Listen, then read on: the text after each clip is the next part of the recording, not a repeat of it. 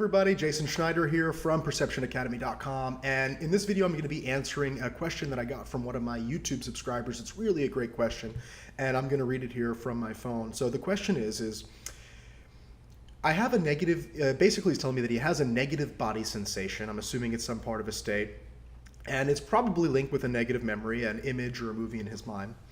How can he get rid of that sensation without consciously having access to the representation? Can we get rid of the sensation without touching the memory or belief that drives it? And that's a really good question. That's something that I know that I personally have dealt with over the past couple of years, honestly, since I started learning NLP up until now, which is like, I have this, this feeling. I don't like it. I know it's possibly not resourceful, but it's so automated that I don't really have a movie in my mind, a specific memory, or any access to any of this cognitive stuff. It's just deeply embodied. I'm going to do my best to answer that in this video to the best of my ability, and I'm going to give a couple of suggestions, a menu list here that I hope will help you as someone who's hopefully most likely relating with this question if you're watching this video, to move beyond this. So, first piece of advice. Just because something doesn't feel good doesn't necessarily mean that we should get rid of it. And actually, a lot of the times, the state of wanting to get rid of, to prohibit, to push away, to avoid, to get rid of something actually exacerbates the problem and makes it worse. So my first piece of advice or suggestion, or actually, let's just put it this way, the first thing that I do in myself when I have these negative body sensations, I assume, again, you're talking about something emotional, not necessarily some sort of a massive physical manifestation, but in terms of emotional things, the first thing I do is that I bring a state of acceptance to it. So I go, okay, I'm having this experience right now, and that's okay. And by bringing this state of acceptance to this negative, it slays any of the dragons, which is a neuro-semantic terminology for like a negative thought spiral. So rather than getting frustrated at yourself for having this negative emotion and annoyed at yourself for getting frustrated and being confused because you don't know where it comes from and angry at yourself because you can't see the internal representations, right? It's real easy to fall into a negative thought spiral here. First thing I do in myself when I have this experience is I just bring acceptance to it. I go, okay, I'm experiencing this right now, and that's okay.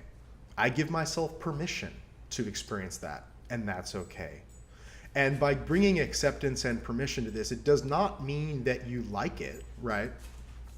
It just means that it's okay. And that right there in itself can really help you because, you know, if you had fallen into these negative thought spirals before, that would most likely exacerbate the negative emotion. And so by bringing acceptance and permission to it, it will cut that off at its source.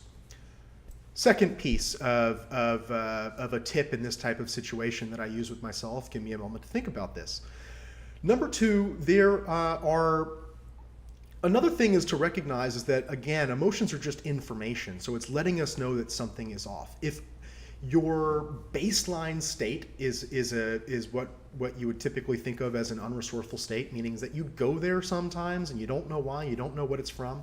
The quality control question of, does this feeling serve me, could be very useful. Or even the contextualized quality control question, does this feeling serve me in this context, can be very useful. So not only can we ask quality control questions to beliefs or internal representations, but we can ask quality control questions to our state, towards and to our behaviors as well. So does feeling this way serve me, or does feeling this way serve me right now? And again, this is not to counteract your permission and acceptance frame. It's like, it's okay to feel sad. It's okay to feel angry. It's a natural part of human life to go through the less than resourceful experiences. But it doesn't necessarily mean that it's resourceful for you right now, right? So we're not trying to, by quality controlling, we're not trying to prohibit the emotions. We're just saying, look, I have permission to feel X, Y, and Z. The question is does it serve me right now, right here? And if no, then you can again get a little bit of wiggle room to shake out of it. Well, if not, then what would I like to feel now? And we can kind of begin to alter our state in that way, right? And sometimes it's just patience, right? Sometimes just patience.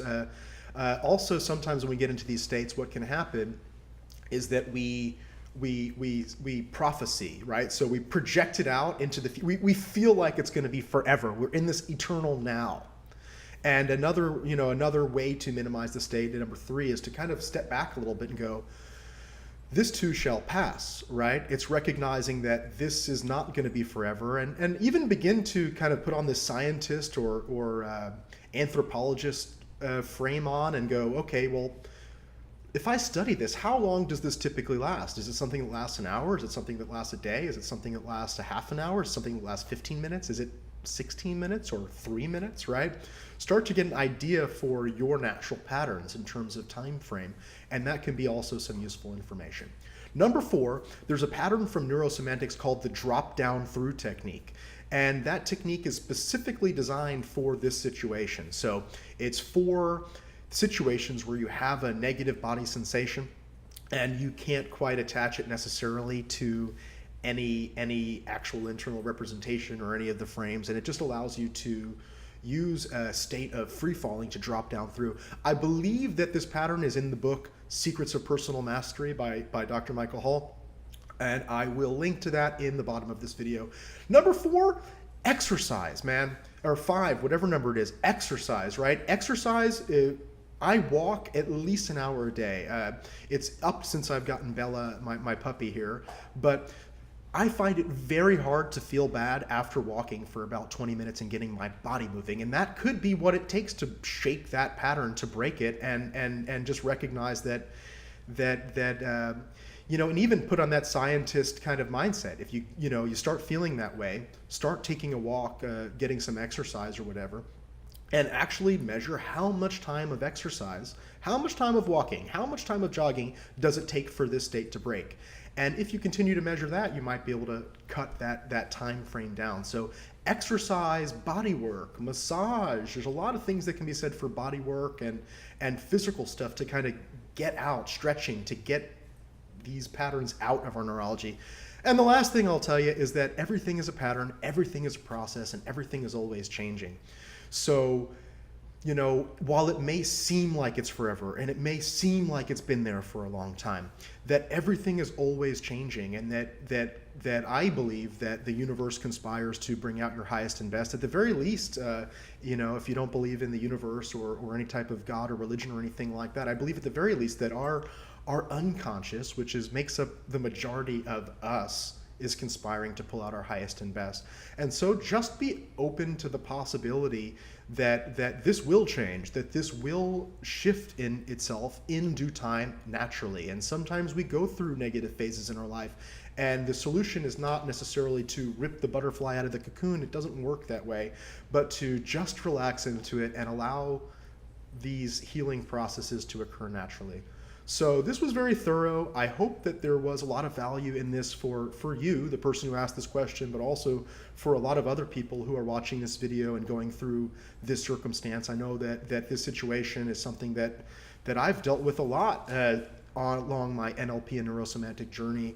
And so, yeah, I hope this was valuable for you. I hope this was thorough for you. I hope that you try this stuff, right? So actually try it on and experiment for yourself. And that's the way where you're going to get to this place of self-mastery. It's through experimentation.